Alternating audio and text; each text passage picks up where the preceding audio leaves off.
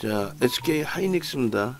1년 만에 아마 공식적인 매도 사인이 어제부터 나간 것 같아요. 어제 기준에 34만 7천 원이 이탈되면이라는 설정 범위에서 차익 실현 범위를 설정을 잡아드렸고요. 그리고 오늘 기준에서는 개장초 저점 부분이 다시 한 차례 훼손되면 그거는 안 되겠다. 위로 24만 원까지 따라붙더라도 34만 원이죠. 그리고 40만 원을 목표로 가져가고 있고, 그렇더라도 33만 8천 원에 지금 저점이, 개장초 저점이 이탈이 됐어요. 이탈이 되면서의 흐름입니다. 그렇다면 이제 말씀드린 것처럼 고점 대비해서 10% 수준의 조정은 일단 있을 수 있고요. 그리고 최악의 경우는 고점 대비해서의 조정폭이 20% 수준까지도 나올 수 있어요. 그러면 35만 원에서 7만 원이니까 28만 원까지, 그러니까 30만 원 수준까지도 미끄러져 내려올 수도 있다라는 거예요. 15% 이런 수준으로. 일반적으로 이제 하나 에어로스페이스나 두산 에너빌리티나 쭉 봐오셨겠지만은 사실상 그렇게 급격하게 조정을 받는 경우는 굉장히 드뭅니다. 굉장히 드문데 일단 금리에 대한 불편함이 있어요. 시장에서 금리 인하를 호재인 것처럼 포장을 하지만 그 이면에는 경기가 둔화돼서 금리를 낮춰서 경기를 부양해야 되는 그런 상황이 있다라고 한다면 성장주들에 대한 불편함이 형성될 수밖에 없죠. 어제 기준에 아주 멋들어지게 잘 34만 7천 원에 매도 신호를 드렸고 거기에 변동성이 있었어요. 그런데 안타까운 거는 이제 34만 7천 원이 공격적으로 훼손되거나 종가가 밑에 내려와 있거나 그랬다라고 한다면, 그렇다면은 어제 이제 절반은 아주 좋은 자리에 정리가 됐을 텐데 아마 어제 일부 정리되신 분들도 계실 거고, 그리고 미처 정리가 안 되신 분들도 계실 거고, 어차피 40만 원 그 이상 간다라고 하니 굳이 여기서 정리할 필요가 있을까라는 갈등이 생기는 구간이기도 합니다. 왜냐하면 하이닉스의 변동폭의 구간이 그렇게 크지 않으니까. 벌써 3% 밀려 있는데 2.8, 3% 밀려 있는데 여기서 또 변동률이 확장된다라는 거는 쉬운 건 아니에요. 그리고 하이닉스의 영향력 부분에 지수가 눌려 내려오다 보니 아무래도 이제 그 부분까지 감안을 한다면 불편한 부분들이 생기죠. 지수가 눌리게 되면 하이닉스의 영향력으로. 결론은 정리다. 금리에 대한 불확실성을, 저는 금리 부분을 노출된 호재였기 때문에 오히려 차익 실현이 나오고 쏟아져 내리고 이런 개념이 아니에요. 무슨 말인지 아시겠죠? 그래서 저는 제 기준에서는 금리 인하 부분이 오히려 전체 글로벌 시장을 좀 쉬어가게 하는, 야 진짜 그렇게 어려운 거야? 라는 분위기가 형성될 수 있는 그런 위치로도 해석이 될 수 있다, 그 말씀 드리는 겁니다. 여전히 삼성전자의 시가총액 비중이 낮아요. 그런데 하이닉스의 비중이 어마어마하게 높아진 거죠. 9%입니다. 지금 전체 시가총액이 상당히 많이 시장 시가총액도 올라와 있는 상황이 되는데, 공식적으로 지금 기준 잡아서 말씀드리지만 공식적으로 하이닉스 비중은 이제 25%가 아니라 12.5%인 거예요. 그렇게 말씀을 드리겠고, 나머지 물량을 그럼 어떻게 할 거냐라고 했을 때, 만약에라도 오늘의 고점을 넘긴다.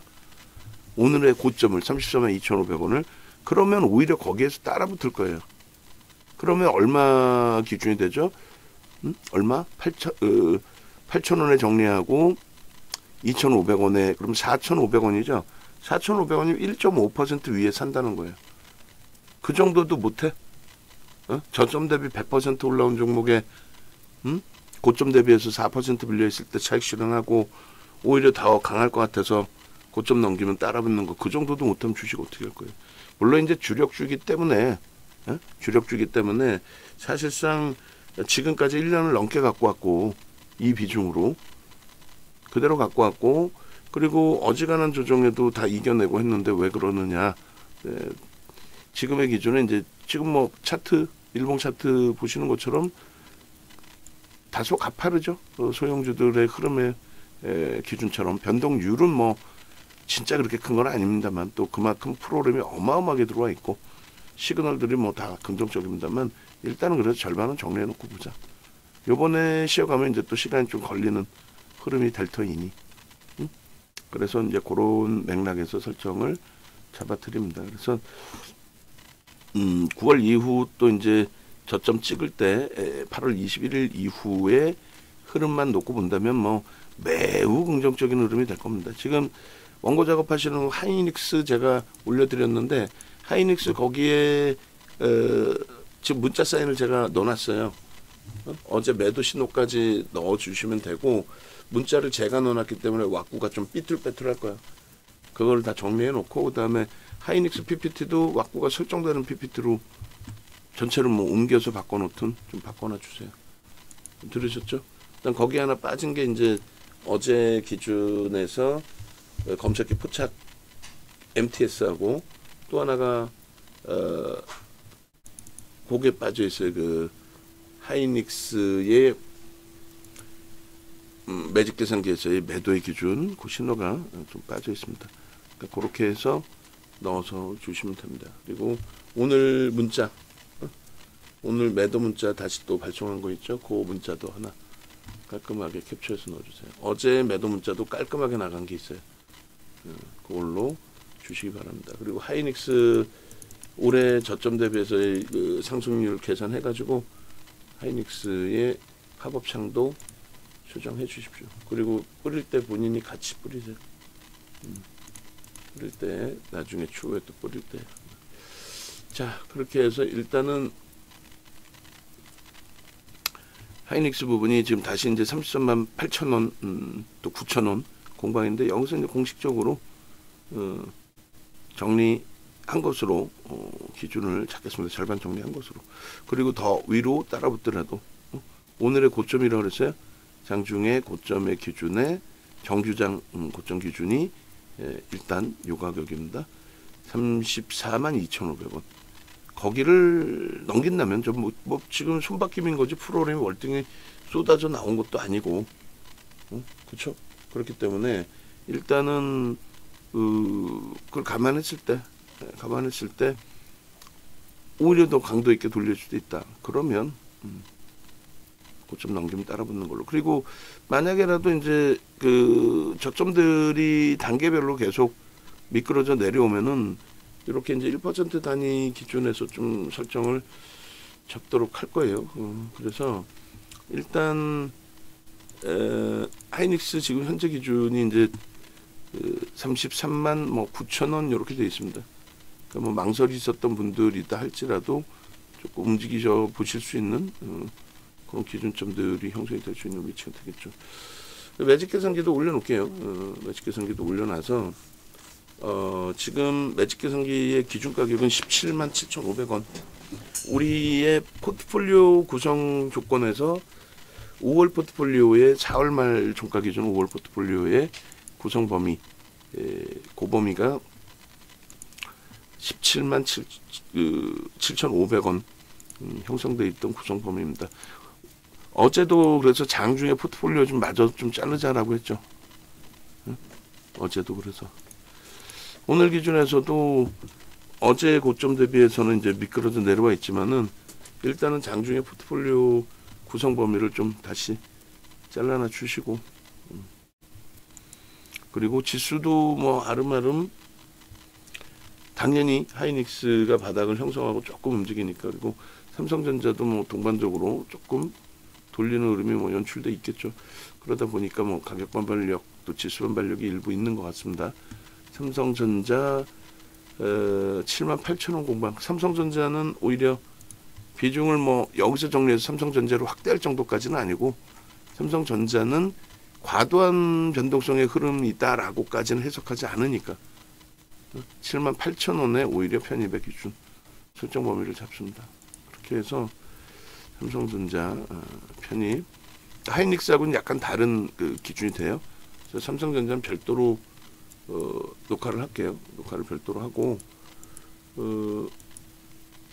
하이닉스 부분에 있어서도 만약에 여기서 조정이 더 나온다면 어제처럼 매직 계산기를 전체적으로 올릴 거예요. 근데 여기서 뭐 되돌린다면 굳이 매직 계산기를 전체적으로 공개적으로 올릴 필요는 없겠죠. 우리만 일단 비중을 조절하고 대처하는 기준을 설정하면 뭐 크게 뭐 무리는 없으리라 생각이 듭니다. 그래서 좀 한국 항공우주도 좀 들여다봐야 되는데 하이닉스의 기준을 설정하다 보니까 그러니까 한국 항공우주를 들여다봐야 되는데 라는 표현을 쓴 거는 이 메타방 기준에서의 진입 설정 범위나 이런 부분도 갈등을 하고 있으니까 고려를 하고 있으니까 그 기준의 설정 범위인 거고 다행히 지수 일부라도 이제 하방 잡고 이제 움직이는 그 흐름 속에서 뭐 두산에너빌리티도 하방을 일단은 이제 잡은 그런 흐름으로 형성되어 있기 때문에 나쁘진 않습니다.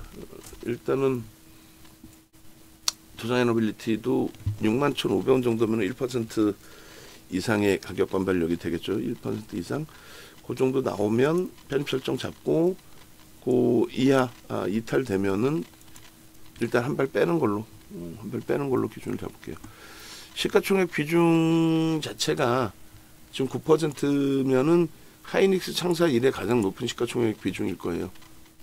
그래서 그 시가총액 비중의 역할이 이제 굉장히 커져 있는 상태이고 삼성전자가 이제 상대적으로 쪼그라들었는데 영업이익 격차가 오히려 하이닉스가 우위에 형성되면서 그런 기준이 설정돼 있다 이렇게 해석해도 크게 뭐 무리는 없겠습니다.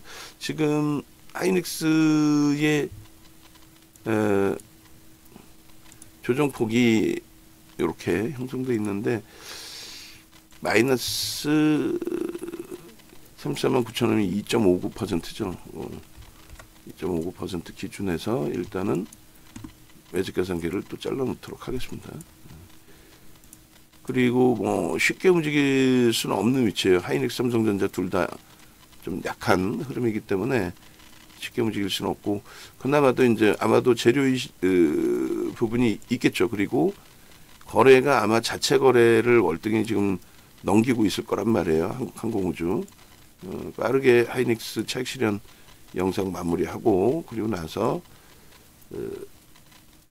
한국 항공우주를 과연 오늘 변동성 매매로 접근할 수 있는지 종목이 계속 늘어나고 있어요. 우리도 좀 어느 한 시점에는 압축을 할 겁니다.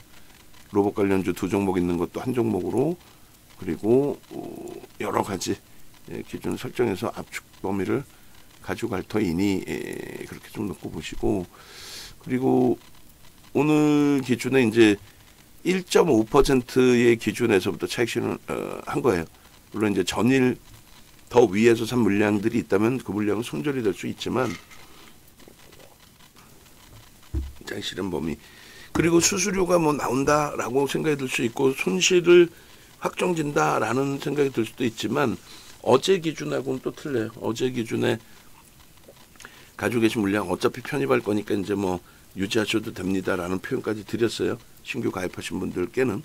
근데 오늘의 기준에서는 그 정점 찍고 약세 부분이 이제 좀 쉬어가는 것 같다라는 느낌이 들 정도로 흔히 얘기할 때 5일선까지 밀릴 수 있다. 근데 5일선까지만 밀리겠어요? 10일선, 20일선이 있잖아요. 거기도 이격이 줄어들어야 된다는 거예요. 그러니까 이격 발생을 줄이는 그런 역할론의 흐름들이 필요하다라는 거죠. 그래서 요 가격이 이제 33만 7,500원, 8,000원이니까 어차피 이 가격이 훼손이 됐단 말이에요. 나는 2%로 보면 안 될까요? 그건 오버슈팅 나온 이후의 흐름이잖아요. 어제 정점으로 따지면 지금 4% 밀려 있는 거란 말이죠. 그리고 어제 우리가 형성했던 그 가격 기준으로 형성을 한다면 그리고 하이닉스 그 수정하라는 거를 별도로 수정해서 별도로 주세요. 매직 계산기 PPT도 별도로 한 장 더 주세요. 그러니까 이렇게 돼 있단 말이에요. 어제 4%가 33만 9,800원, 34만 원이었어요. 다른 종목 마지노선 5%로 설정하는 거랑 또 틀리죠. 이건 변동률 자체가 다르니까. 그래서 이렇게 기준을 잡고 어제도 대처를 했던 거고 다 올려놔 드렸던 거고 그다음에 오늘의 기준에 마지노선 범위를 설정한다면은 마찬가지로 이제 뭐 명목 가격 33만 원, 그다음 33만 2,500원 요 정도 기준 범위가 될 거예요. 그래서 이거는 여기까지 내려오면 두 번의 분할 매도를 다시 하자라는 겁니다. 두 번. 나머지 절반, 나머지 절반. 왜냐하면 가격적으로 이제 매력이 부각되는 위치니까 한 방에 다 정리할 필요는 없다라는 거죠. 처음 그 차익 실현 범위를 좀 크게 잡아서 넉넉하게 저기서 차익 실현 범위를 설정하고, 오늘 뭐 말씀드린 것처럼 급락이 나온다 이런 개념 없어요. 우리가 하나에어로스페이스 방산주나 또 두산에너빌리티나 고점 찍고 나서 뭐 폭락으로 연출되는 경우가 아주 특이한 케이스들인 거고, 그런 경우가 좀 제한적이죠. 그리고 지수의 연동폭이 크고, 그리고 이슈 범위에서 움직이는 흐름이 아니라 지금 하이닉스 강요는 상상을 초월하는 수급이 형성되면서, 삼성전자도 마찬가지예요. 그러면서의 흐름이기 때문에 그런 맥락에 좀 이해를 하시면 무난할 겁니다. 그렇게 해서 빠르게 방금 설정해 놓은 저 하이닉스의 기준에 매직 계산기에 설정된 차익 실현 범위 기준처럼 기준점을 다시금 설정을 잡습니다. 그렇게 해서 이렇게 그리고 수정되는 대로 바로바로 올려주세요. 하이닉스 기준도 한번 쭉 뿌릴 거니까.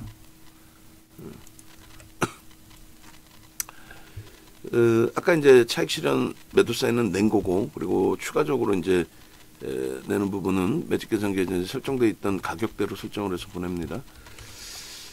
이렇게 33만 9천 원. 그리고 어제 거를 훼손하지 말고 다시 또 넣을까요? 그래요. 어제 거를 굳이 훼손하면서 그 위에 덮었을 필요는 없을 것 같고, 왜냐면 내일이라도 한번 또 보면서 이렇게 우리는 여기서 차익 실현을 했었다, 공식화했다. 그리고 또다시 현재 기준에서 차익 실현 범위를 설정을 잡았다, 뭐 이렇게 하면 되겠죠. 좀 아쉬운 부분도 있어요. 그리고 막상 또 이렇게 가격이 내려오면 맞아, 정리해야 돼. 그리고 또 가격이 살짝 반등이 나오면 이걸 왜 여기서 정리해야 되지? 이게 왔다 갔다 해, 심리적으로. 그리고 얘가 눌려서 지수가 미끄러지면은 나머지 이제 대형주들의 기준에서는 다들 좀 힘든 흐름이 연출될 수도 있죠. 대형주의 기준에서는 지수 연동이 되니까.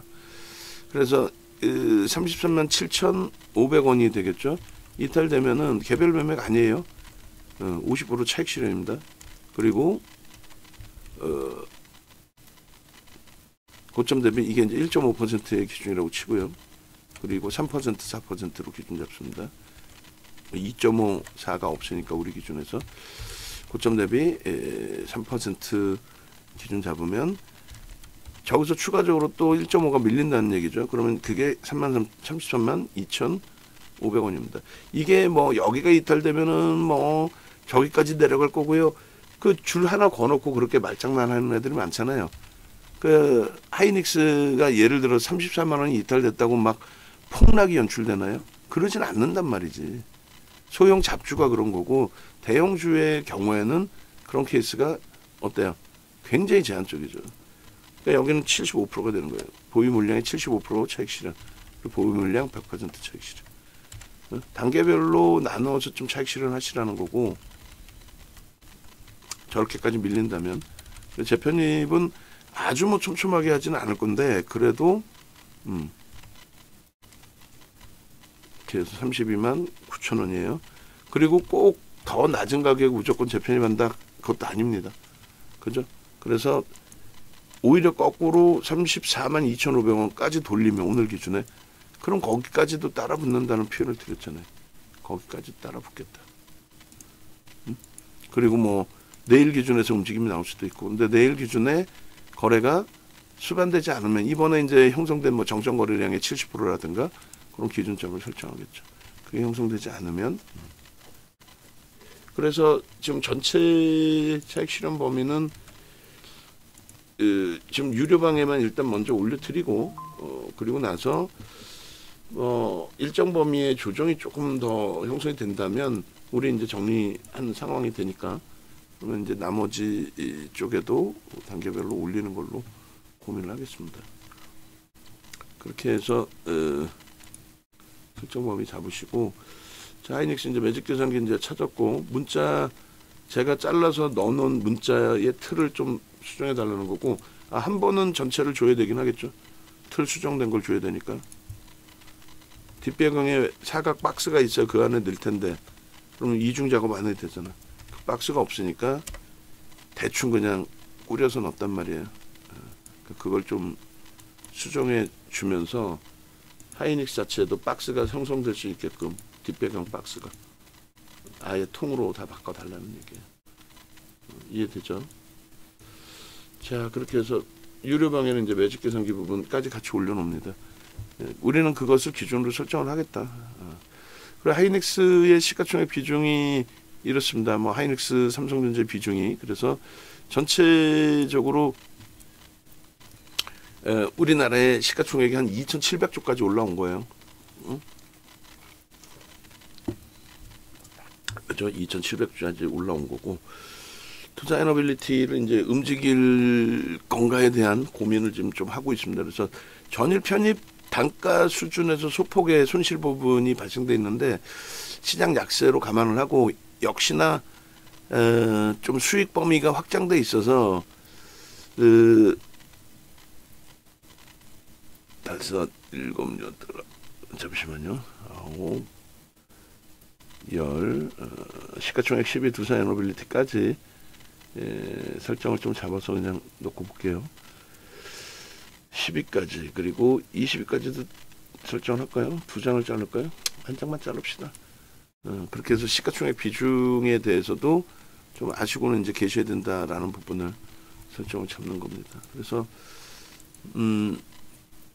저걸 하이닉스에다 넣어놓으면 되겠네요.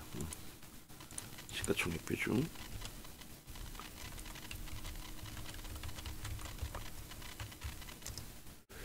그래서 일단은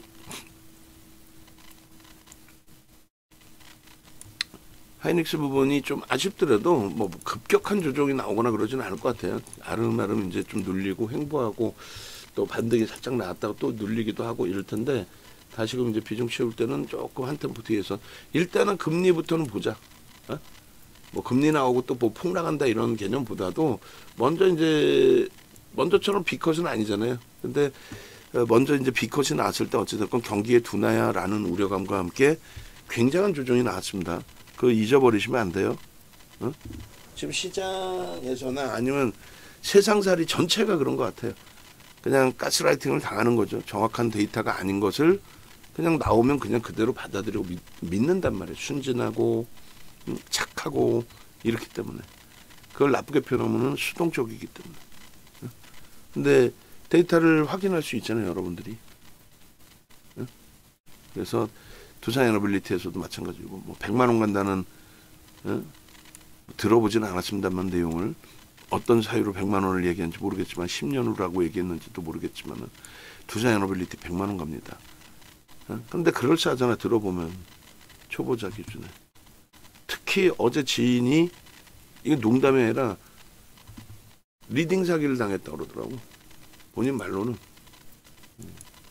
하여간에. 그래서 결론적으로 일단 어찌됐든 뭐 하방을 지금 요 자락에서 잡고 있어요. 결정을 내리려면 좀 일찍 내렸어야 되는 거 아니냐라는 생각도 있는데, 5분 봉입니다. 뭐 개장초 5분 10분 만에, 그쵸, 뭐 고점 대비해서 4% 밀린 흐름이니까. 근데 고자락이 그게 바로 33만 8천 원이었어요. 이왕이면 절반 남아 있으니 강도 있게 잘 지켜내주면 뭐 그것도 나쁘지 않겠죠. 자, 요 부분은 이제 차트를 요렇게 일봉 차트를 자를 거예요. 요 일봉 차트는 어디다 넣어주냐면은 자료들 제가 몇 개 올려드릴 테니까 시가총액 비중하고 일주 월봉을 잘라드릴 텐데, 저것을 두산 에너빌리티 쪽에 갭이 많이 나온 부분이 있죠. 그 차트에다가 넣어주세요. 무슨 말이냐면은 거기 안에 들어가 있는 뭐 짝대기, 그 동그라미 그런 걸 다 갖다 쓰려고 하는 거니까 그대로 그쪽 안에다 넣어서 하이닉스라고 이름만 바꿔서 주시면 기준 설정 범위를 잡아서 올려드릴게요. 그리고 저 부분은 이제 설명을 간단하게라도 한번 드려봐야죠. 직접 그리면서 한 번 그려놓으면은 이제 그 다음 차트 자를 때가 어려워지니까. 마지노선은 사실은 여기에요. 여기가 이탈되면 안 돼요. 그래서 이 기준의 종가 기준이 제 기준입니다. 대표님은 어떻게 매매를 하셔서 어떻게 수익을 냈나요? 뭐 이런 기준점을 물어보시려고 하는 거잖아요. 윤정도 너는 매매 잘한다며, 그 매매 실력을 나에게 줘봐, 뭐 이렇게. 근데 이렇게 이제 줄을 그면은 갭에 대한 크기가 시각적으로 잘 안 보이기 때문에 좀 이제 이렇게 이 정도로 설정을 하겠습니다. 이게 이제 32만 8,500원 정도 되는 위치에 실질적으로는. 그리고 두 번째 기준은 갭이 원래는 이제 요 자락이죠.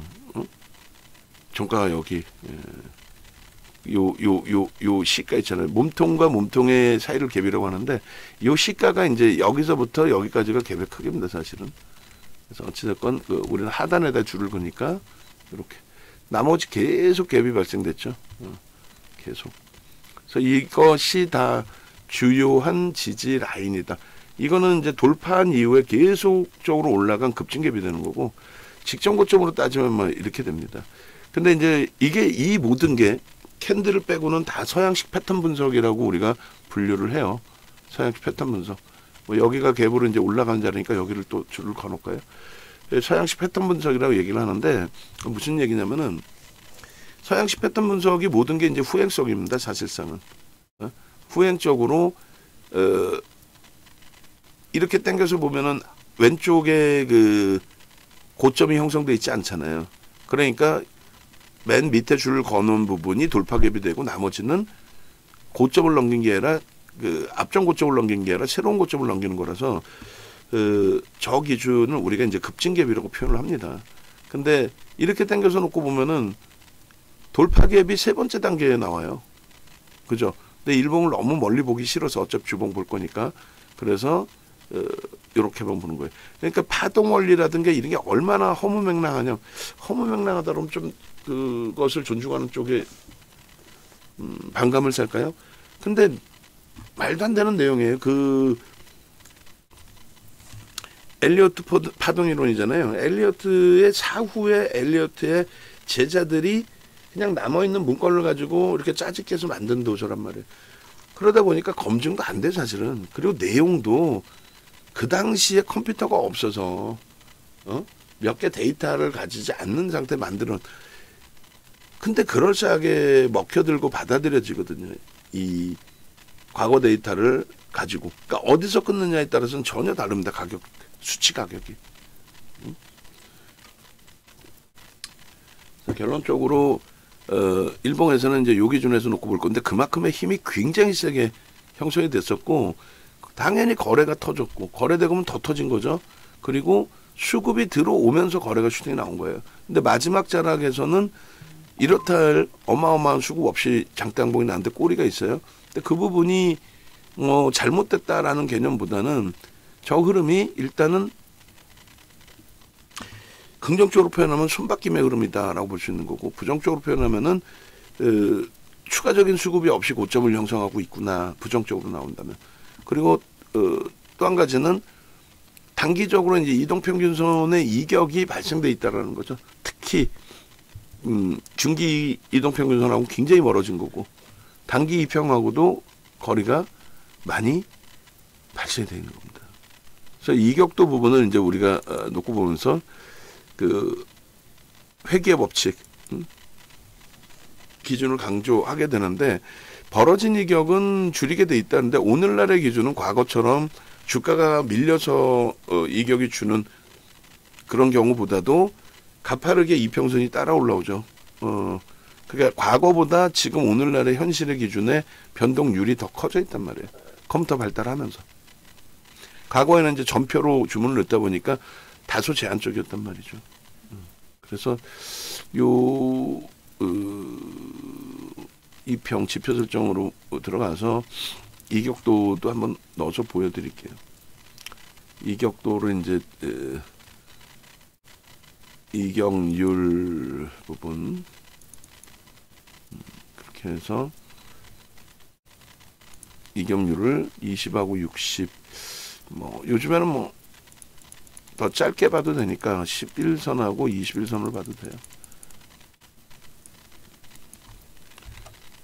시대가 더 빨라졌죠. 농담하는 게 아니고 많이 빨라졌기 때문에 이 이격 부분을 저는 이제 21선은 초록색으로 합니다. 항상 기억하세요. 모든 교재를 보시더라도. 그리고 회색을 11선으로 합니다. 그거 이제 기억해 두시면 되고, 이렇게 해서 이제 이격도 부분이 오늘 기준에 이제 좀 꺾여지고는 있는데 11선까지 이미 벌써 11선하고에 발생되어 있는 이격률이 10%예요. 따라 올라오겠지만, 응? 이격률이 따라 올라오겠죠. 그러니까 뭔 소리냐면은 11선하고 현재 주가하고 몇 퍼센트 차이가 나느냐 그거예요. 11선을 100으로 잡았을 때 110, 10% 위에 있다는 겁니다. 그러니까 이 아주 단순한 논리를 가지고 이걸 맹신하면 안 되고, 아 이렇구나라는 정도 수준에서 대처를 해야 되겠죠. 근데 문제는 하이닉스가 11선까지 밀려 내려오는 그 시점까지 기다릴 거냐는 거죠. 5일선이 33만 원이에요. 33만 원까지 내려오는 걸 기다릴 거냐는 거지. 기다리실 거예요? 5일선 공부하는 거 33만 원까지? 거기서 이탈되면 거기서 정리한다? 그 다음 지지가 11선인데 바로 밑에 있는데, 응? 지금 30만 6천 원이지만 한 방에 내려가지는 않을 테니까, 응? 내려가다 보면 이제 11선이 올라오겠죠. 단순합니다. 하나, 둘, 셋, 넷, 5개의 종가를 5로 나눈 거예요. 여기서 끝나면 내일은요. 여기서부터 하나, 둘, 셋, 넷, 새로 생기는 5개, 개파락 나오지 않는 5일선이 급격히 당겨지겠죠. 10개 마찬가지예요. 하나, 둘, 셋, 넷, 다섯, 여섯, 일곱, 여덟, 아홉, 열. 그리면 되죠. 교육이 된 거예요. 응? 교육이 지금 5개면 여기까지의 단순한 종가예요. 지금 현재가가 종가가 되겠죠. 그리고 내일이면 여기서 끝난다면 내일 여기서 시작하면요. 여기서부터 종가니까 요 가격이 빠지고 얘가 들어오니까 당연히 평균치는 높아지겠죠. 그래서 5일선 여기 있는 5일선이 올라오는 거예요. 11선은요. 마찬가지입니다. 5개에서 하나 둘 셋 넷 다섯 그리고 10개 여기까지잖아요. 11선은 어떻게 돼? 얘가 소형 잡주처럼 폭락하지 않는 한, 소형 잡주처럼 그런 폭락은 없을 거 아닙니까? 그럼 그러지 않는 한 요 11선에 요 가격이 빠지고 새로운 자리에, 응? 현재가든 종가든 하나 생기는 거 아니에요. 그러니까 11선이 당연히 끌려 올라오죠. 그래서 단기 이평은 빠르게 쫓아오는데 중장기 이평은 빠르게 쫓아오지를 못한단 말이에요. 그러면 이격도의 장기 이격률을 20으로 잡은 거예요. 60이 아니라. 60으로 잡으면 어마어마하지. 요 밑에 있겠지. 61선이. 그래서 저 정도의 범위는 우리는 과열권으로 인식을 한다. 근데 이게 얼마나 데이터의 신빙성이 떨어지냐면은 하이닉스의 변동률, 하이닉스 변동률. 예를 들어서 11선이 지금 현재 11선 대비 10% 위에 있는데, 아니 세진중공업 한번 건들면 무슨 20%씩 올라오는 애들의 10%는 우스운 10%잖아요. 한 방에도 내려가는. 얘 10%가 내려가기가 쉬워요? 위로 10% 올라가면 40만 원인데? 그죠? 그렇기 때문에 이격률에 있어서 110을 이탈하면 차익 실현에 정신 나간 거지. 그렇게 대처하면 안 된다. 그렇기 때문에 어떻게 한다? 그래서 윤정도보다 똘똘한 금융공학도들이 만들어 놓은 게 MACD 오실레이터. 그리고 소나 모멘텀 차트. 여기서의 기준이 뭐예요? MACD 오실레이터가 어떻게 돼요? 여기가 정점이 됐고 그 다음날 꺾였죠. 3가지의 기준이 잡힙니다. 영선을 넘느냐 하나, 매수자입. 영선을 만약에 여기서 이탈한 거다. 그럼 영선 이탈하면 매도. 그게 우리가 얘기하는 이 영선이에요. 그게 기준점이고, 그게 정배열이냐 역배열이냐예요. 두 번째 기준은요. 계속 상향되다가 꺾여. 그러면 여기가 차익 실현. 지금 살짝 꺾이죠. 여기서 다시 그 다음날 올라갈 수 있어. 그건 누구도 예측 못해요. 근데 그 다음날 또 꺾여. 그러면 이제 일단은 이 추세대로 가거든요. 그러니까 이제 꺾여 내려니까 이 추세대로 간다는 게 뭐 계속 뭐 홀짝홀짝 할 때 홀이 나왔다가 아니라 이미 이동평균선의 각도가 뉘어져 버렸다는 거예요. 그러니까 매도 신호 먼저 나오는 게 얘네들은. 응? 요 정도만 꺾여도 11선 이걸 보는 게 아니라 11선에 올라오는 각도가 둔하게 올라오겠지. 5일선의 각도가 이렇게 올라가는 게 아니라 둔하게 올라가겠지. 눈에 보이지 않을 만큼 미세하게 꺾인단 말이죠. 그래서 거기서 벌써 이미 매도 신호는. 이해되세요? 그래서 꺾이고, 우리의 기준에서 꺾이고 크로스가 나오고, 그리고 영선 위에 있느냐의 기준이, 그 세 가지를 기준 잡아서 영선 위에서 이제 뭐 꺾여졌냐 이런 걸 다 판단하고 대처를 한다는 거예요. 그러니까 이 복잡한 거를 배우다 보면은 더 어려워. 그죠? 배우다 보면 더 어렵기 때문에 수익이 나시는 시점에서 아유 그래 네가 알아서 해라. 나는 오늘 날씨도 좋은데 라운딩이나 가자. 야 오늘은 그냥 비가 오는데 나 혼자 윤정도 몰래 단타 한번 쳐볼까. 옛날 방식으로. 이렇게 되는 거예요. 이해되세요? 공부하는 게 뭐 쉬운 것 같아요? 그럼 북한에서 뭐 하려고 그렇게 볼멘 소리예요. 그냥 돈 딱 가지고 합법적으로 미국장에 계좌 개설해서 인민들 보고 인민들 한 명당 1,000만 원씩 줄 테니까 자 미국장 열렸어. 텔레비 보고 있어봐. 요 이 땅 윤정도 스카우트에다가 북한이 자 지금 테슬라 삽니다. 매수 와 아이 손절 아이 엔비디아 삽니다. 그렇게 해서 외화벌이 제도를 하지 왜. 개별 매매 기준이니까 가능한 부분들이 있는 거예요. 그리고 전체 자금을 운영하게 될 때는 불편하죠. 불가능하죠. 막말로 우리나라에서 지수 5천 보내고 싶다고 우리나라 자금 가지고 때려 올리면은 외국계 자금 야 거품인데 왜 이렇게 올려? 그럼 어떻게 할 거야? 응? 웃고 떠들고 놀고 얘기할 시간이 없어 지금. 결론적으로 우리가 정리하기로 마음먹은 33만 2,500원 그 범위까지 내려오면은 추가적으로 정리를 할 겁니다. 응? 그게 4%예요. 아니 하루에 8%도 오르는데 5%를 안 깨지겠어? 응? 근데 가급적이면 이제 안 밀려야죠. 안 밀리고 뭐 내일 가격 반발력 살짝 났다가 뭐 다시 눌리든 그렇게 하면서 여기서 좀 행보를 하면 지지 라인이 형성됐다 하면 그때 이제 뭐 재편입 기준점 설정 잡아보고 그리고 이제 삼성전자의 변동률은 상대적으로 크지 않았기 때문에 이렇게 이격이 더 많이 발생돼 있는 상태는 아닙니다만 거기도 이제 좀 뭐 가파르게 올라왔죠. 누가 보는 관점에서라도. 그래서 그 부분도 감안을 해서 대처를 할 거고요. 그리고 이제 주봉 기준에서도 일단은 요 저점 4월 저점의 기준으로 설정을 해서 하이닉스 기준을 또 볼 겁니다. 그래서 여기도 이제 똑같은 이격의 기준이나 이런 게 발생되는 부분이 있고 얘도 똑같은 그 PPT에 넣어주시면 돼요. 두산 에너빌리티. 그리고 된 거는 그냥 바로바로 줘요. 통으로 한번 복사에다가 통으로 바꿔놓으면은 뒤에 틀창 생길 거고 그거 먼저 한번 주고 그 다음에 뭐 차트 별도로 넣거나 표 별도로 넣으면 별도로 주고 그러니까 매번 우리가 얘기하다가 진행이 안 돼서 장 끝나고 또 우르르 몰려서 하니까 서로 벅차니까 얘도 보시면 이렇게 됐죠. 얘도 이제 줄거드린 거는 빼고 차트를 자를 건데 이런 이제 갭이 발생되는 라인들을 기준점으로 설정을 하겠다는 거예요. 여기까지 밀리면 안 된다는 거죠. 그래 당연히 뭐 이런 쪽의 기준도 설정을 잡고 있는 거죠. 뭐 꼬리 달린 부분으로 잡을 거냐. 그러니까 이게 다 서양식 패턴 분석이라는 거예요. 저 꼬리 달린 기준을 잡을 거예요. 몸통을 기준 잡을 거예요. 어떤 애는 꼬리에서 저 지지라인에서 지지를 받는 애들도 있을 것이며 어떤 애는 몸통에서 지지를 받는 경우도 있을 것이며 근데 중요한 거는 대형주는 어제도 말씀드렸지만은 매물벽이 있다 대형주가 그런 케이스는 굉장히 드물죠. 대형주의 매물벽은 예를 들어서 대수상승장에서 간접 상품에 돈이 많이 들어와서 펀딩 상품에 돈이 들어온 걸 가지고 펀드 매니저들이 기계적으로 돈 줬으니까 주식 사야 될 거 아니에요. 기계적으로 종목을 샀는데 거기서 산 지수대가 또 거기서 산 펀드 상품의 가격대가 뭐 6만 원이야. 지수가 뭐 3,300이야.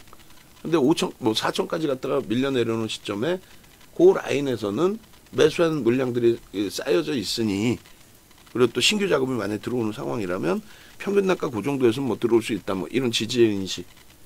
예? 근데 만약에 그게 깨져 내려와갖고 로스컷 물량이 쏟아졌어요. 뭐 6만 원, 5만 원, 6만 원에 아까 6만 원이라고 했죠. 6만 원의 선 물량이 계약서 기준에 20% 손실 나면은 손절을 하겠다, 로스컷 하겠다. 그러면 이제 뭐 12,000원이니까 48,000원에 로스컷을 했어요. 그럼 거기에 물량이 쌓이겠죠. 그러면 간접 자금이 이제 뭐 펀드런이 나와서 그 물량이 간접 자금이 다 빠져나가 버렸다면은 그러면 다시 우리는 직접 투자를 하는 거고 간접 투자는 그 상품에 돈이 들어와서 들어올리지 않는 한 거기에는 이제 매물이 이제 상존하는 거죠. 그 큰 그림에서의 매물이 인식이 잡힐 수는 있어도 대형주가 단기 기간에 이런 기준에서 뭔 매물이 있고 무슨 매물이 있어? 하이닉스가 뭔 매물? 지금 앞전 고점 공방한 거 있어요 지금? 그냥 장대 항목으로 훅 들어도 버렸지? 어떤 식으로? 수급 논리로? 그러니까 물론 매물이 있었는데 강력한 매수로 들어올렸다. 이렇게 표현할 수도 있겠지만은 뭐 저항선이기 때문에 못 간다. 여기서 한번 부딪히고 갈 거다. 그건 다 소설이라고. 모든 기술적 분석은 후행성이라고. 그리고 기술적 분석에 의존하려면 제대로 분석을 하라고. 응? 어설프게 하지 말고. 그래서 얘를 보는 이유는 기본적으로 펀더멘털이 너무 좋고 너무 저평가고 그 상태에서 드디어 수급이 들어와서 슈팅이 나온. 현대차가 도저히 못 가니까 현대차에 대해 손가락질 나고 난리 났어요. 어느 시점일지 저도 궁금한데 얘요? 약한 애가 아니에요. 엄청난 애요 얘도. 응? 23년도에 사상 최대치고 좀 넘겼죠. 근데 지금 24년도에 사상 최대치 저 21년도에 형성한 고점이 글로벌 시장이든 우리나라든 저게 최고점이란 말이에요. 근데 저 고점을 넘길 때까지가 시장이 정상적인 흐름이었단 말이에요. 여기까지가 정상적인. 그래서 이제 33,000까지 넘기겠구나. 3,300까지 막 그러고 있는 상황이었단 말이에요. 그런데 얘만 올라갔고 글로벌 시장이랑 마찬가지로 삼성전자, 하이닉스 얘만 올라간 거고 지수는 못 쫓아오던 그런 시점이었는데 그게 윤석열 전 대통령 정부 시절에 우리나라만 6개월 밀렸다라고 말씀드렸죠. 글로벌 시장 다 멀쩡한데 우리나라만 6개월이 밀렸다고 이런 식으로. 이건 말 같지도 않은 내용이에요. 그리고 듣지도 않아. 어제 지인이 왔었다 그랬잖아요. 근데 우리나라가 가긴 가나요? 이렇게 물어봐. 야, 글로벌 시장이 더 강하다는 헛소리를 하는 거는 그냥 미국 쪽에 그것도 흔히 알려져 있는 엔비디아나 이런 종목을 사신 분들이 수익이 난 거지. 근데 글로벌 시장에서 미국이 유독 더 상승률이 높았을 뿐이다. 그게 지속되리라 보기에는 퍼센테이지상으로는 뭐 비슷하게 가는 수준? 그 정도 수준인 것이지 월등하지는 않을 거다. 근데 굉장히 좋은 거는 만약에 미국이나 유럽이나 일본 비슷하게 갔죠. 방향성이 똑같이 갔죠. 그 변동률도 비슷합니다. 사실은. 그랬을 때는 뭐 미국 시장이 더 좋다는 얘기 안 나와요. 똑같이 가니까. 완벽해진 게 우리나라가 갭을 이렇게 가니까 여기서부터 여기까지 글로벌 시장 사상 최대치 고점 넘길 때 사상 최대 다 넘겼잖아요. 이때. 그걸 못 넘기니까 우리나라가 바보다라고 불과 몇 년 사이 진짜 우물한 개구리. 자기가 겪은 거 몇 년. 근데 여기서 지금 엄청난 상승률이죠. 이게 왜 그래요? 아까 말씀드린 그 이격이라는 걸 줄이는 거예요. 얘네는 이만큼 갔어. 어느 만큼. 쟤네의 고점이 여기였잖아요. 여기. 그 고점을 여기서 다 넘긴 거고 그러고 나서 더 올라왔어요. 그러니까 3,300 대비해서 30% 이상씩 다 올라와 있어요. 최소 4,000 이상 가 있다는 얘기야. 그렇기 때문에 항상 똑같은 흐름으로 흘러갔던 우리나라, 독일, 그러니까 우리나라, 유럽, 일본은 똑같이 변동률이 거의 비슷하게 갔단 말이야. 근데 전 정부 들어서 그 불확실성 때문에 박순혁 같은 그 또라이 같은 애들 얘기 듣고 세상에 유례 없이 전 세계적으로 유례 없이 공매도 금지한다는 나라가 어디서 세상에. 억지를 쓰는 거지 막무가내고. 프로랩의 수급은 개선되지 않았지만은 가격 반발력이 있습니다. 물론 거래량이 좀 제한적이긴 해서 좀 아쉬운 부분이 있는데 기준점 잡기 위해서 두산에너빌리티는 편입의 설정 범위를 잡고 뭐 지금 녹화하는 사이에 이미 얘기했던 얘기예요. 이게 라이브 방송의 기준입니다. 응? 그래서 61,500원의 매수세를 내고 그리고 나서 아쉽지만 정리할 거 종목이 너무 많아서 만약에라도 오늘 저점 장중 저점 개장초 이렇게 나가면 문자 항상 개장초 저점 얼마예요? 68,800원. 또 이 문자를 만드는 사이에 주가는 변동이 있어. 위로 갈 수도 있고 아래로 갈 수도 있고. 그 부분에 실시간으로 대처가 이제 외부에 계신 분들 힘든 거고. 제2탈시 뭐 밑에 뭐 65,000원의 지지가 있고 다 필요 없어. 정리야. 보유 물량 어차피 단타치로 들어간 거 아니에요 어제. 응? 그리고 슈팅이 나오길 기대했는데 그게 좀 제한적이었고 원하는 만큼 아니었고, 그러니까 그게 훼손이 된 상황에서 어디에서 손절할 거냐. 제 기준은 그냥 전저 좀 깨면 손절하자 그거야. 어? 손절도 아니지. 이 가격에 들어간 거야. 메타방의 기준에서는 이 가격에 들어갔고, 여러분들 기준에서는 딱 뭐 여러분들 기준에서도 이 가격이니까 손절은 손절이구나. 그죠? 근데 뭐 시장 지수를 감안한다면 요 정도 수준은 뭐 오히려 메타방이 일로 옮겨놓고 나서 어제 그나마 뭐 2-3% 정도 수익 부분을 추가했기 때문에 나쁘지 않았는데, 오늘 기준에 얘는 눌려버리고, 그리고 세진중공업은 또다시 프리마켓 시장에서 5%대 강세를 띄고 그러다 보니까 쉽지는 않았죠. 근데 일단은 그래서 어쨌든 그 LNF의 흐름도 증자 발표의 급락이었나요, 얘가? 어쨌든 그 지금 뭐 2차 전지 쪽의 LNF의 강세 부분이 나머지 쪽으로 어떻게 이끌어줄지 모르겠습니다만, 방안에 이제 신규 가입하신 우리 지금 접속을 또 끊으셨네요. 선생님께서는 2차 전지를 몰빵해 갖고 있어요. 거의 70% 이상을. 그리고 이제 막 어제 하이닉스를 어제 사신 것 같아. 근데 사자마자 이제 또 밀려 있으니 심리적으로 위축이 되실 수도 있고 여러 가지 위치인데, 일단 한국항공우주가 5%야. 5% 수익률이. 지금 어찌됐든 결론적으로 메타방에 대해서는 제가 입이 열 개도 할 말이 없지. 20%까지 수익 냈을 때 큰 소리 빵빵 치고 어쩌고저쩌고 했는데, 결국은 이제 수익 부분이 다 쪼그라들었어요. 이 좋은 장에. 그러니까 원칙 안 지켜서 그렇다는 건 여러분들도 아실 거고, 제가 혼자 매매해서 순간적인 판단을 해서 정리하고 재편입하고 이러는 기준이면은 그나마 조금 나을 수는 있어요. 근데 이제 전체가 들어왔다 나왔다 해야 되고 리딩해야 되고 그러면서 조금 이제 아쉬운 부분이 있죠. 근데 무슨 얘기 하려고 그러는 거냐면, 어제 기준의 결과론적인 얘기지만은 어제 기준의 원칙대로 100% 현금화를 했다면 오늘 세진중공업이 프리마켓 시장에서 5% 강세를 띄더라도 개장수 상황에 따라서 따라 붙는다든가, 그리고 오늘 한국항공우주 한 종목 딱 떠 있었잖아요. 한 종목. 그래 좀 들여다볼까 하고 있는 찰나에 2% 정도 올라갔고, 그리고 이제 우리에게는 주력주인 하이닉스의 흐름이 중요하기 때문에 하이닉스를 들여다보는 순간 5%까지 확장이 됐단 말이에요. 검색해 뜨고.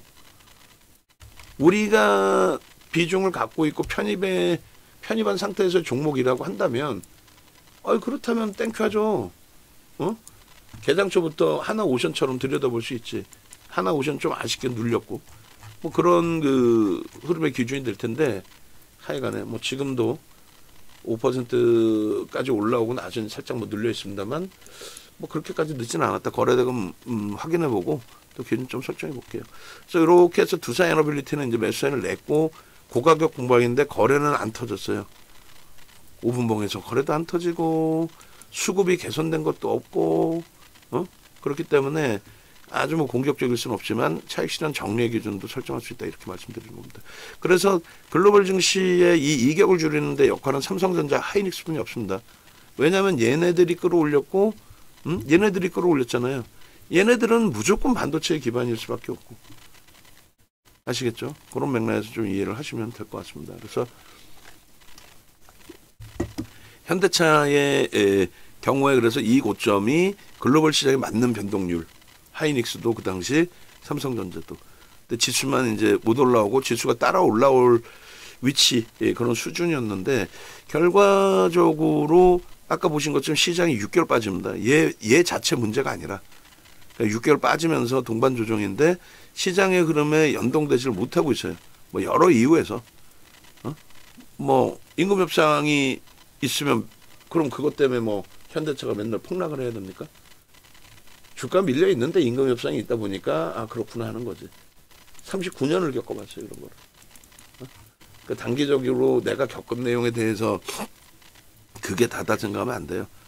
그래서 임금 협상이 있다고 해서 항상 뭐 주가 조정받거나 그러지도 않았고 그 기간 동안에 오히려 주가 폭등이 나온 경우도 많고 아시겠죠? 그래서 결론은 이 현대차도 이제 어느 시점에 건들지는 모르겠습니다만 충분하게 펀더멘털적인 부분 그 다음에 수급적인 부분 충분하다. 그러니까 하이닉스도 마찬가지예요. 하이닉스도 지금 이제 주봉에서 이제 잠깐 보여드린 월봉으로 넘어 있는데 그 수급 범위 보시면요, 요 조정받은 거 있죠. 여기서 조정받은 이게 알량한 3% 매도예요. 외국계 기관 투자자, 국내 기관 투자, 특히 외국계죠. 아니 불확실성이 너무 크다 보니까 이때부터 지금 6개월 동안 음봉도로 했잖아요. 그때 이 던진 요 물량 이게 3%예요. 3%. 3%예요. 이 고점을 넘긴 게 수급 논리뿐이 더 돼. 근데 수급 논리에 명분이 있어야 될 거 아니에요. 왜 샀니라고 했을 때 나는 산 이유가 너무 저평가야. 한국의 불확실성이 사라졌어. 따라 살 거야. 결국은 이때 고점 찍을 때보다 물량이 더 들어왔죠. 사실. 더 들어왔잖아. 그리고 이 가격에서 순매수 이외에 저점에서 산 물량들의 매도 그리고 신규 자금 들어와서 매수 그 손바뀜 평단은 올라가 있다는 거예요. 이해되세요? 이 정도는 이게 어렵지 않다라는 거 아실 거예요. 이해되셔야 돼. 이걸 넘기고 올라간 게 갑자기 얘가 무슨 엄청난 수준을 했냐고.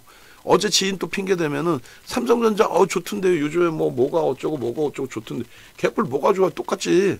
갑자기 바뀌는 게 어디서 삼성전자가 실적이 막 갑자기 바뀌어? 요 알량한 수급이라는 거. 근데 삼성전자의 흐름도 지금 보시면 이렇게 돼 있습니다. 삼성전자가 지금 보시면은 이건 말 같지도 않은 이건 미친 거지. 그러니까 삼성전자가 문제가 있었냐고 이때. 지금은 삼성전자가 문제가 없고 막 호재가 막 나와? 그건 뉴스고. 명분을 주는 거고. 이게 3조예요. 이게 3조. 외국인이 우리나라에서 팔고 나가요가 아니라 이때 당시에 방산주도 날라다녔잖아. 방산주는 만만하지 시가총액이. 거기서 뭐 돈 뺄 것도 없고.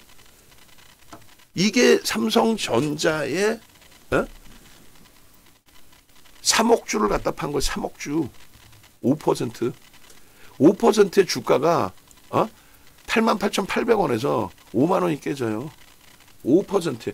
그 수급이 얼마나 무서운 거냐면 5%를 내다 파니까 삼성이 망했네 헛소리 하잖아요.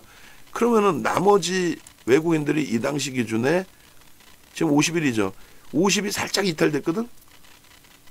그러면 갖고 있는 50%는 바보들이야? 그건 중기 투자자금. 얘네는 단기 자금.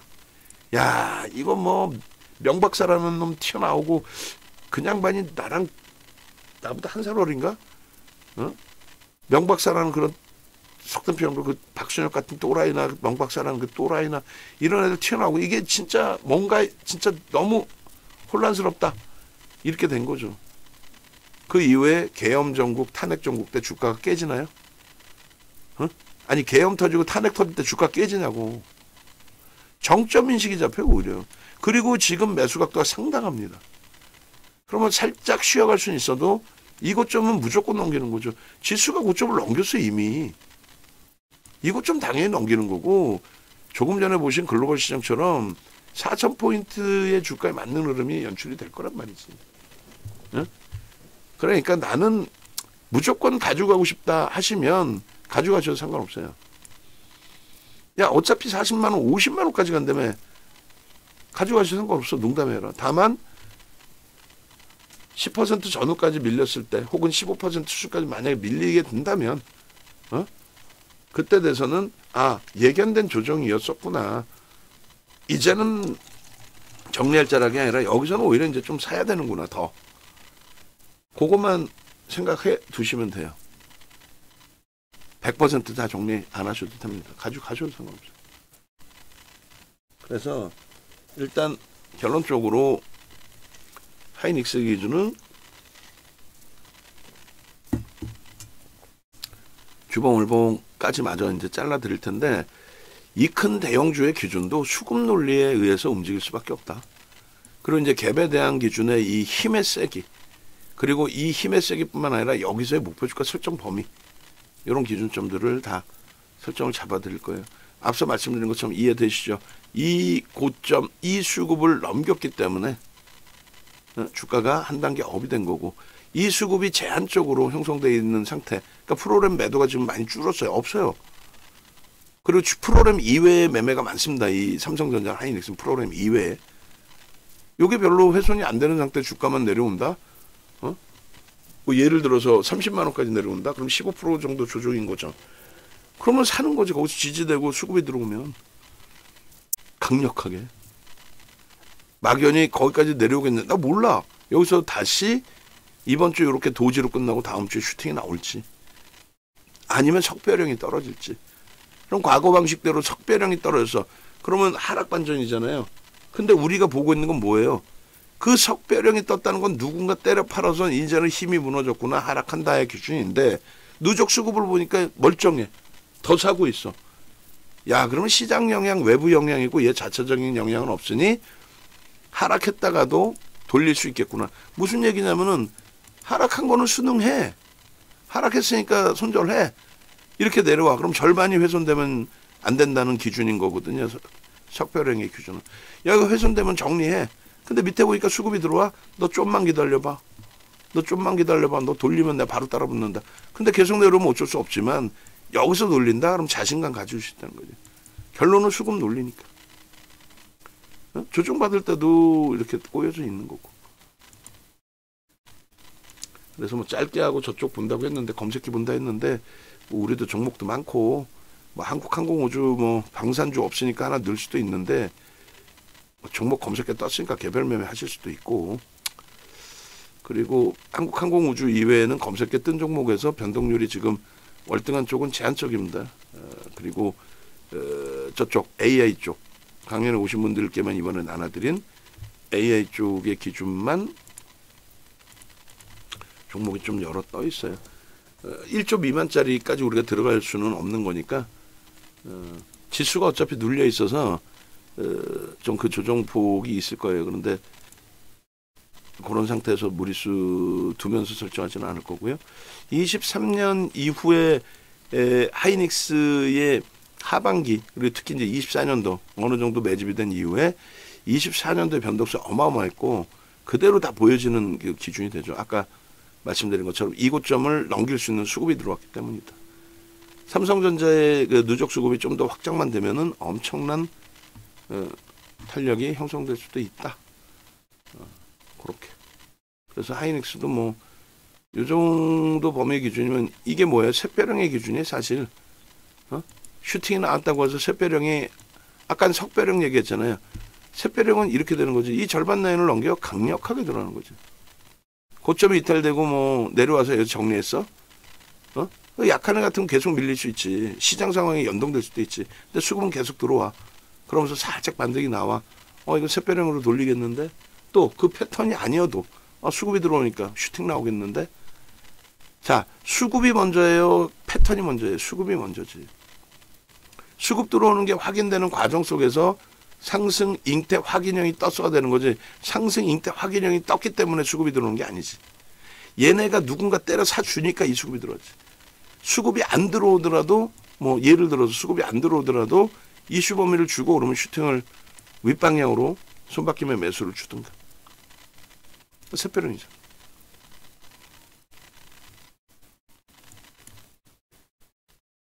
월봉도 잘라서 올려드릴 겁니다. 그래서 월봉의 기준에 이 수급 논리도 매우 중요한 기준이 된다, 이렇게 말씀드릴게요. 아시겠죠?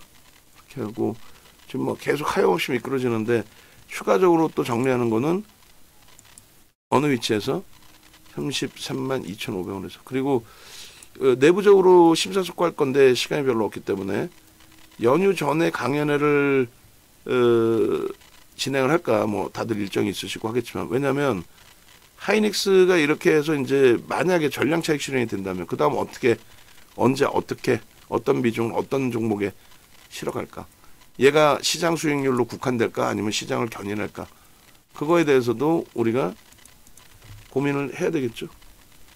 그죠? 그렇게 해서 전거래일까지, 만약에 여기가 이제 조정이 돼서 쉬어가는 흐름이 된다면 전거래일까지의 흐름이 7월 12일 이후에 16% 수익인데, 그 수익이 일정 범위 이제 확정되는 그건도 설정이 되겠죠. 들여다볼 종목이 많네요. 그 사이에 뭐 수급이 확장되어 있지는 않지만 하나오션은 아쉽게도 좀 눌렸고, 두산 피어셀은 편입 설정을 고민을 하다가 이제 멈춰 있었는데, 거래량이나 거래대금 또 프로그램 매도 이외의 수급 이런 부분을 확인해서 대처를 하겠습니다. 외부에 계신 분들은 지금 이 영상 보면은 어제 것까지 같이 연결이 돼 있다면은 더 소름이 돋을 거예요. 무슨 얘기냐면 한번 보여드릴까요? 그걸 봅시다. 뭐냐면 우리가 VVIP 방에 어제 기준에 하이닉스를 올려드렸어요. 저렇게 올려드린다는 게 쉬울까요? 그러니까 케빈님 같은 경우가 이거 한국항공우주, 벌써 이미 한국항공우주에서 이런 수익을 발생해서 가지고 계시고, 거래대금이 지금 3,400억, 거래대금 5위까지 올랐는데 4위까지 올랐습니다. 개장 초에 접근 못한 게 좀 아쉽고, 코롱 모빌리티 그룹 같은 경우에 수익률하고 전부 캡처 떠서 어제 만들어진 차트도 제가 못 갖고 나왔어요. 장 마감 이후에 우르르 쏟아져 나오니까. 장중에 그냥 얘도 잘라놓고, 뭐 얘도 일찍 줬을 텐데 얘는 제가 못 넣었다고 치고, 하이닉스, 삼성전자 오늘 다 올려주신 것이 수요일. 그리고 전일 보시면은 이게 이제 뭐 전일 역으로 좀 들어올리면서 이제 보여드릴 건데, 전일 뭐 이렇게 강연의 기준에서의 손익범위예요. 이수베타시스는 오늘 추가적으로 강세를 띄고, 걔는 이수는 오버슈팅이 사실 없었잖아요 지금. 그죠? 이수는 오버슈팅이 없었단 말이야. 최근 내 기준에서 신고가 날 때 기준에서. 그러니까 홈페이지 뭐 네이버에서 어떻게든 찾아오셔서 왼쪽에 전화번호 있으니까 찾아오셔서 뭐 함께 하시고, 그리고 VVIP 방 그래서 같이 이제 보여드리면 이렇게. 그리고 하이닉스 이제 어제 기준까지 해서 94%의 수익. 어차피 냅두면 가요. 하이닉스 이렇게 올려놔 드리잖아요. 이 가격대가 지금 얼마다? 매직 계산기 보시면 이렇게 돼 있어요. 34만 7천 원에. 그러면 34만 7천 원이면 지금 현재가 대비해서 12,000원 정도. 그러면 3%대. 하이닉스 3, 4%면 작지 않죠. 그 정도의 기준. 그리고 그 가격이 우리가 차익 실현한 가격이 이달 됐다 폭락이 오고 있지는 않아요. 그렇지만 어제 이 가격에 여기서 이제 몇 번 공방이 있었거든요. 34만 7천 원. 저 가격에 이제 매도 사인 내드린 것처럼 차익 실현을 하셨다면은, 그렇다면은 뭐 오늘 기준에서 조금 넉넉하게 대처가 되실 수 있었겠죠. 그리고 오늘도 마찬가지입니다. 하는 사이의 기준이에요. 그래서 그 기준에 맞춰서 이제 한번 대처를 하시면 무난합니다. 그렇게 해서 뭐 검색기 이런 식으로 이제 검색기에서 올라오는 종목군들 같이 들여다보는 거고, 변동성 매매 기준 검색해서 하는 거예요. 우리 방이 뭐다? 주력 포트폴리오를 구성하고 단기 변동성 매매를 하는 방이다. 검색기 뜨는 게 다 단타지 뭐예요? 한국항공우주가 9% 올랐는데, 그걸 방송에서 보고 와, 나 이런 종목 대형주 바로 매매할 수 있나요? 이런 기준. 개장주 한 종목 떴잖아요. 한 종목 뜨고 나서 5%의 수익이야. 이거를 만약에 하이닉스 녹화를 차익 실현을, 걔가 주력이니까 걔가 먼저 진행이 돼야 되니까, 그걸 진행을 안 했다면은 한국항공우주를 심사숙고해서 들어갔을 수 있었겠죠. 왜?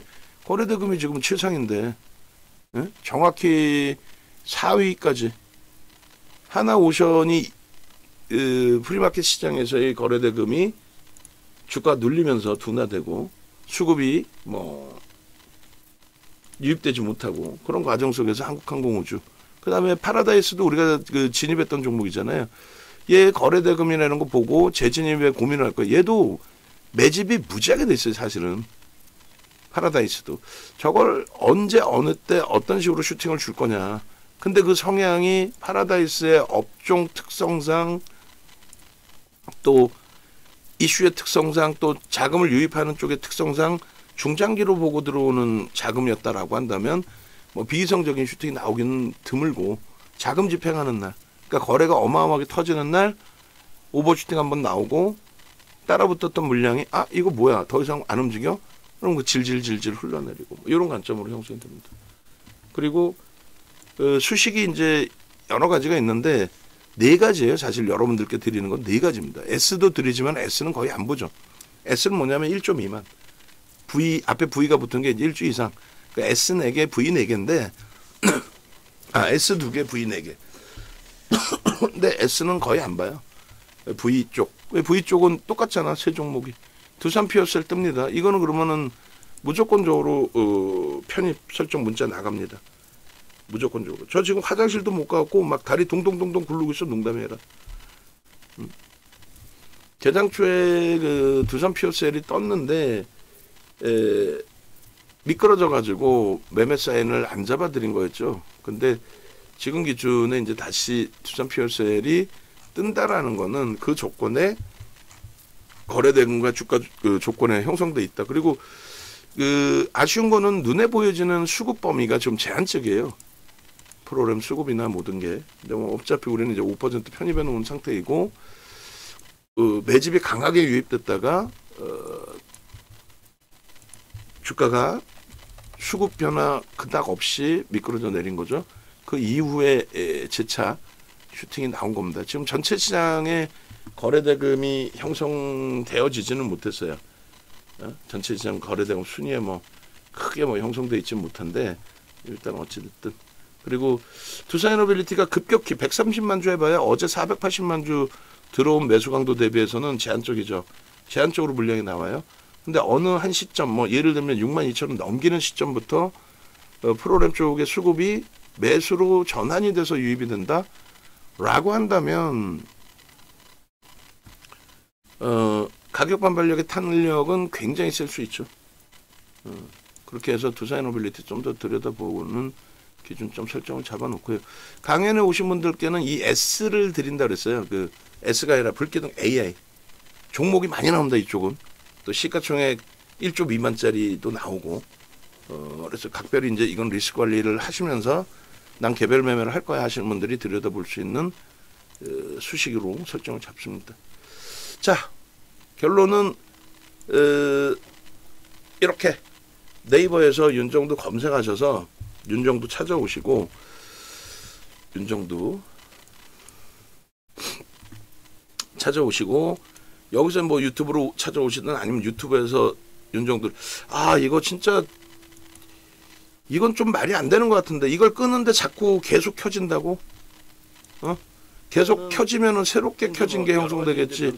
좋아요가 이렇게 형성되는 게 있을 수 있나? 난 이게 이해가 좀 안 되는데. 하여간에 끄세요 다시. 광고가 지정됐어요 어제. 다시 켜진 거라고 한다면 끄세요. 그리고 내가 얘기해서 끄세요 한 이후에는 왜 다시 안 켜지는데? 내가 얘기해서 끄세요 하고 난 이후에는 왜 안 켜지는데 또? 왜 그런지 찾아봅시다 뭔가. 끄세요 바로.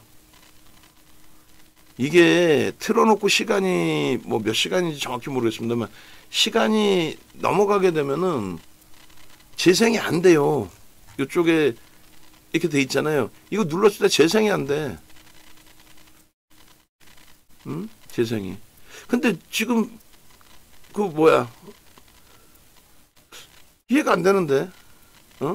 꺼졌다가 다시 켜주면 여기 있어야 되는 거 아니야? 재생 목록이? 그런 것 같은데 일단 끄세요. 지금 시간이라 뭐 끄면은 다시 뭐 얘가 살아남아 줄지 모르겠지만은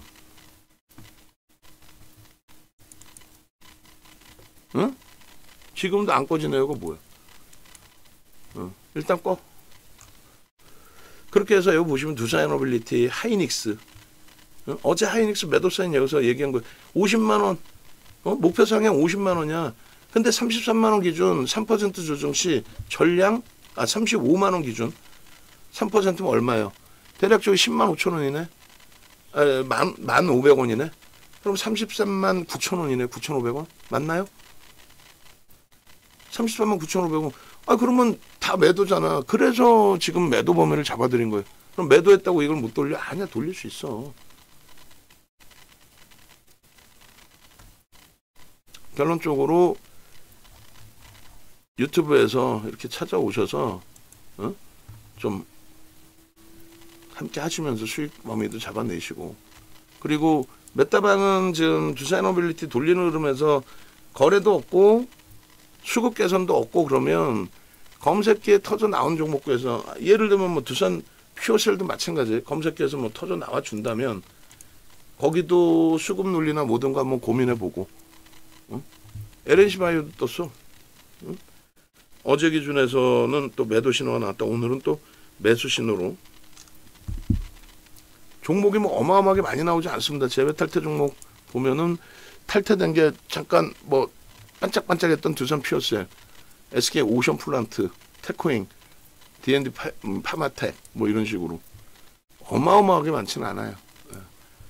그런 맥락에서 놓고 보시고, 그리고 이수베테시스의 사상 최대치 신고가 랠리에 대한 이런 흐름들도 여러분들의 기준점 설정 범위를 잡으시고, SK 하이닉스 부분 이것도 양쪽으로 다 올려놓을 테니까 어제 어떻게 차익 실현의 범위를 설정을 잡아드렸는지도 보시고, 그 전에 어떻게 매수를 했는지도 보시고. 아시겠죠? 네이버에서 윤정도 검색하시면 공식 홈페이지 나옵니다. 누르고 찾아오시면 이런 화면이 떠요. 왼쪽에 전화번호 나옵니다. 그리고 무조건 한 달을 하시더라도 VVIP방으로. 우리 내부에서도 안내해 주실 때도 무조건 VVIP방으로. VIP방 가서 못 알아들어서 매매 못해서 손실 나면은 윤정도한테 또 뭐라 하실 거 아니에요. 뭐라 하시는 건 좋은데 이 좋은 장에 수익 낼 수 있는 위치에서 왜 손실 내고 엉엉 울고 대처를 못 하냐고.